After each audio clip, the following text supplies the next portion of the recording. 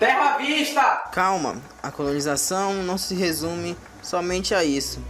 É fato que hoje muitas pessoas têm em mente que a colonização foi apenas um processo do século XVI, com a descoberta do Brasil.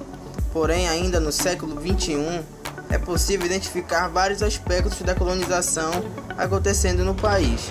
E é disso que iremos tratar. Colonização no século XXI.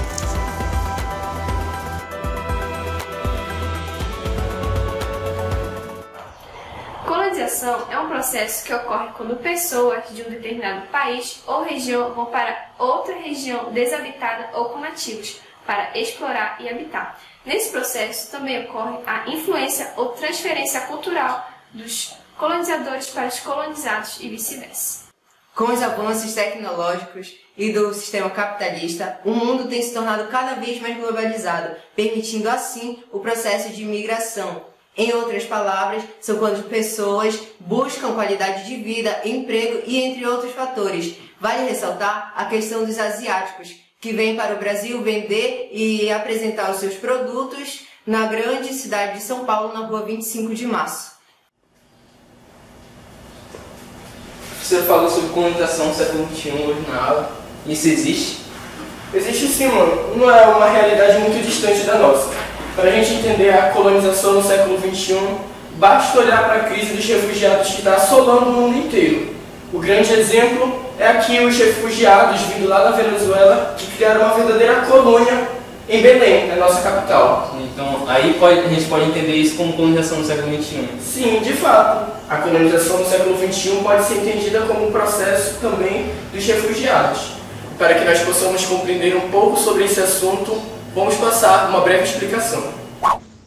Os refugiados são um grupo específico de imigrantes e tem essa denominação por conta de uma convenção feita em 1951, que trouxe regulamentação aos diferentes tipos de imigrantes. Refugiado é uma pessoa que sai de seu país por conta de fundados temores de perseguição por motivos de raça, religião, nacionalidade, grupo social ou opiniões políticas, em situações nas quais não possa ou não queira regressar. A ONU considera esta a pior crise humanitária do século. Em 2015, o grupo de pessoas que se deslocou de seu país, fugindo de perseguições políticas ou guerras, chegou a mais de 65 milhões. O número registrou uma alta de 9,7% na comparação com 2014 e depois de uma estabilidade entre 1996 e 2011. Você já ouviu falar sobre a crise de refugiados? E a questão no país? Bom, os refugiados são pessoas que saem do seu país de origem devido a crises políticas, sociais, econômicas e também devido às guerras. E o Brasil, como lida com isso? Bom, a exemplo do Bolsa Família, que antigamente era apenas para famílias brasileiras, hoje também é para as famílias dos refugiados. Devido a este panorama que se construiu nos últimos anos, principalmente em decorrência da Primavera Árabe, vários países ao redor do mundo, principalmente na Europa e na Ásia, têm se preparado para abrigar refugiados. A prioridade é diminuir o sofrimento das populações e proporcionar auxílio adequado para quando eles emigram em tal país. Migrações internas e externas. A migração interna é o deslocamento de tal habitante de uma cidade ou estado para outro. Essas migrações acontecem principalmente por motivos econômicos. Já a migração externa é a saída de pessoas do seu país de origem para outro. As principais causas de migrações são econômicas, políticas e sociais. Econômicas. O desemprego e os baixos salários são fatores de natureza econômica que levam os indivíduos a deixarem determinadas áreas e dirigirem-se para as outras na tentativa de melhorar a sua vida financeira. Políticas. As guerras e a existência de determinados regimes políticos fazem com que a população fuja de determinadas áreas para se refugiar em outras, que consideram-se mais seguras. Sociais. A deslocação de população para as outras áreas deve-se à procura de condições sociais que não encontram nas áreas de origem. A constante saída de pessoas de um país em busca de novos horizontes socioeconômicos cria um conjunto de consequências, como a alteração do equilíbrio demográfico, a introdução de alterações na estrutura socioeconômica do país, a criação de contrastes cada vez mais marcados entre regiões. Oh, meu Deus, o menino deve estar morrendo de fome. Que vida sofrida essa nossa. Bora atrás de oportunidade na cidade grande. E será que vai dar certo isso? Custa nada tentar. Não sei não, hein? Vamos lá. Como nós vimos, o processo de colonização no século XXI pode ser entendido também como processo de migração. Porém, existem vários fatos lá do século XVI que ainda refletem na nossa vida de Brasil hoje. Você já parou para pensar que ainda no século XXI o Brasil continua exportando matéria-prima para outros países e recebendo essa matéria-prima como um produto industrializado absurdamente caro?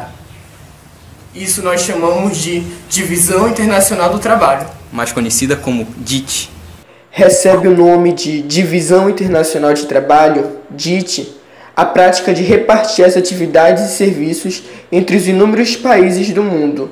O processo de DIT se expandiu na mesma proporção do capitalismo no mundo moderno, expressando as diferentes fases da evolução histórica do capitalismo, desde a ligação entre a metrópole e a colônia, chegando às relações em que os países desenvolvidos se agregam aos subdesenvolvidos. Atualmente, vivemos a terceira DIT, ou Nova DIT, que surge no século XX com a revolução técnico-científica e informacional e a consolidação do capitalismo financeiro, que permite a expansão das grandes multinacionais pelo mundo. Nesse período, os países subdesenvolvidos iniciam seus processos tardios de industrialização, entre eles o Brasil. Tal acontecimento foi possível graças à abertura do mercado financeiro desses países e pela instalação de empresas multinacionais ou globais, oriundas quase sempre dos países desenvolvidos. As grandes empresas poluidoras procuram cada vez mais os países em desenvolvimento para colocarem em suas filiais. Isso se dá pelo grande consumo de energia e matéria-prima que é totalmente ignorado pelo governo e pela população, na esperança de uma pseudo-industrialização. Outro grande reflexo da herança colonial presente no Brasil no século XXI são os grandes latifúndios, que são as grandes extensões de terras postas na mão de uma única pessoa. Esse modo de repartir terras se compara perfeitamente lá no século XVI às Seis Marias, onde essas terras eram divididas do litoral brasileiro e colocadas nas mãos dos seus coronéis. Diante de tudo o que vimos e ouvimos, podemos concluir de forma sucinta que a colonização do Brasil no século XXI se dará a partir do movimento de indivíduos dentro e fora do país, como é o caso dos fluxos migratórios e da crise dos refugiados. Apresentamos também as causas mais frequentes desses processos e as consequências que eles trazem para toda a esfera social, que engloba a economia e a política. Vimos ainda que a herança colonial do Brasil torna muito frequente na atualidade várias características dos fatos ocorridos no século XVI, o que faz com que prolonguemos e vivamos diariamente o grande processo de colonização, porém agora com todas as novidades que o século XXI pode nos trazer.